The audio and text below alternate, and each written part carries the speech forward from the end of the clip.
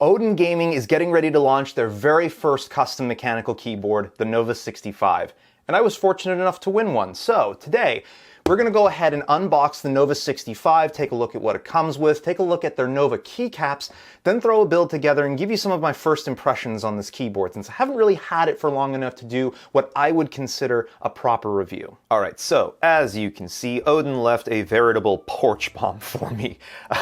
They not only sent over the Nova65 and their brand new Nova keycaps, but they were also kind enough to send over one of their Eclipse and Infinity mouse pads, which we'll be taking a look at in separate content. They also sent over one item that unfortunately did not have retail packaging ready for it at the time, and that's the extra polycarbonate plate for the Nova65.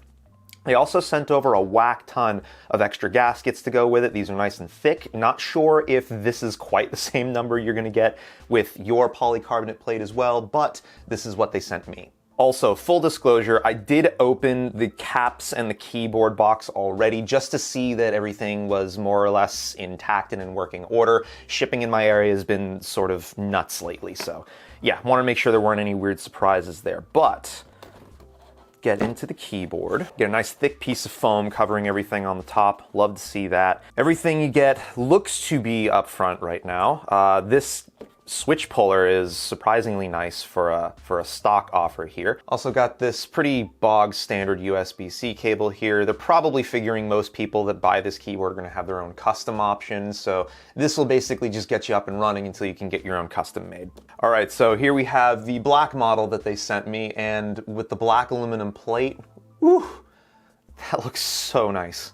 Really nice finish from what I can tell along the outside of the keyboard, really clean seams here, nothing that immediately stands out as problematic in the anodization.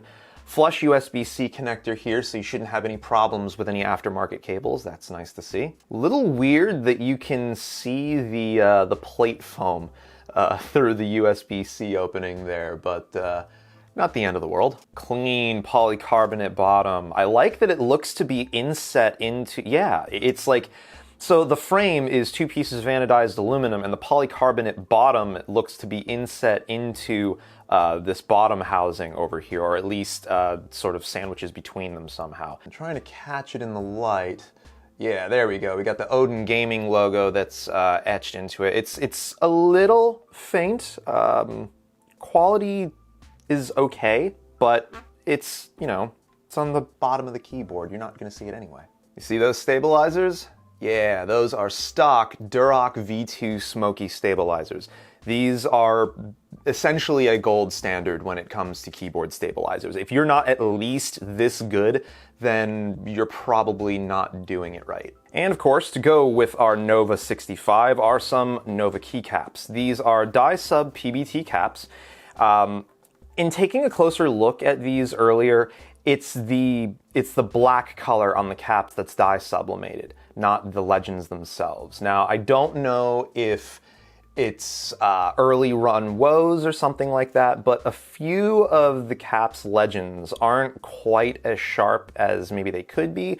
I don't know if it's because of their need to dye sub the black color itself rather than the legend, because with dye sublimation it's kind of hard to use certain colors with that process. But either way, the caps feel nice. It's a 115 cap set, so you get a little bit of expansiveness here, but this should at the very least be compatible with most mainstream keyboard formats. They do also give you this wire cap puller, which is much nicer than the one that comes with the Nova65. Definitely use this one instead. Last but certainly not least, they also sent over two of their mouse pads. They sent over the Eclipse and the Infinity.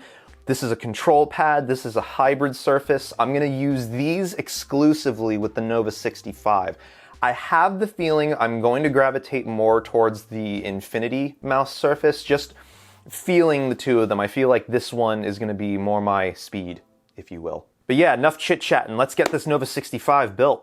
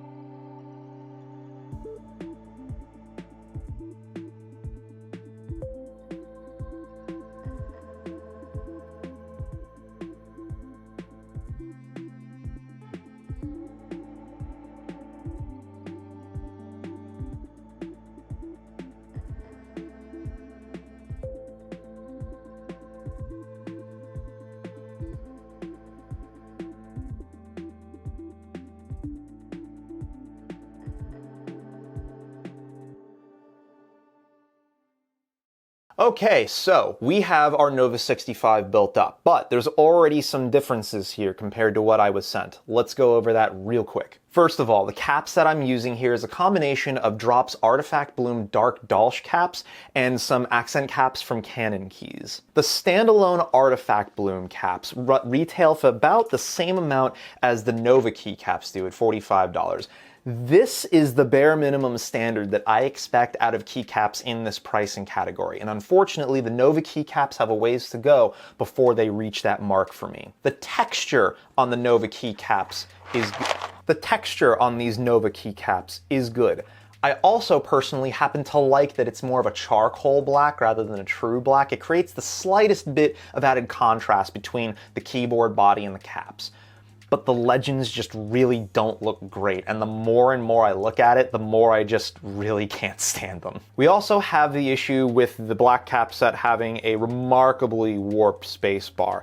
It does work, and I can keep stabilizers tuned with this thing, but it feels weird having a concave space bar on a keyboard, and that annoyed me enough to just go ahead and swap back over to a known good cap set. But we're going to be doing some follow-up content where we can see about maybe straightening this back out. Everything else with this keyboard comes down to sort of quality control or quality of life things that I'd like to see improved upon. For example, my keyboard has the same thing that all of the other boards have with the polycarbonate plate in the bottom case for this keyboard, just kind of rattling around if we slam it. You're obviously not going to be doing that with your keyboard very often, but it doesn't portray the kind of build quality that a $160 bare bones keyboard is supposed to carry with it, at least in my opinion. The other thing too is some weirdness with the gasket mounting implementation I noticed. If you've seen the Brandon Taylor or Bad Seed Tech videos recently on Nova 65, you'd notice something that is a little weird. Brian Phillips' keyboard had the gaskets mounted in the case, which really is where they should be mounted. Brandon Taylor had his mounted on the plate just like I did, and that makes it essentially impossible to reseat your PCB and plate combo once it's all assembled without running into serious risk of damaging or just completely shearing off the USB-C port at the back, and that's all because of how the inside of the case is designed. I'm not sure why there would be a difference in where these gaskets were mounted, but Odin really needs to mount these in the case for all retail models. That's really the only way you can have it set up so that you can change out the plate if you want to and just have an overall easier building experience. Beyond that, so far so good. Once you get past the little foibles and quirks with this keyboard, you get the stabilizers tuned, you get a nice set of switches in there, it feels and sounds really good so far. But time will tell, and that will ultimately end up influencing my final thoughts on this keyboard. So I've got two sets of switches we're going to be testing. Again, Moyu Studios Queens and AE Boards Navies. These are the V1.5 Navies. We're going to be uploading some sound tests using the aluminum plate and the polycarbonate plate. Stay tuned so you don't miss those, and we'll catch you all next time. Take it easy.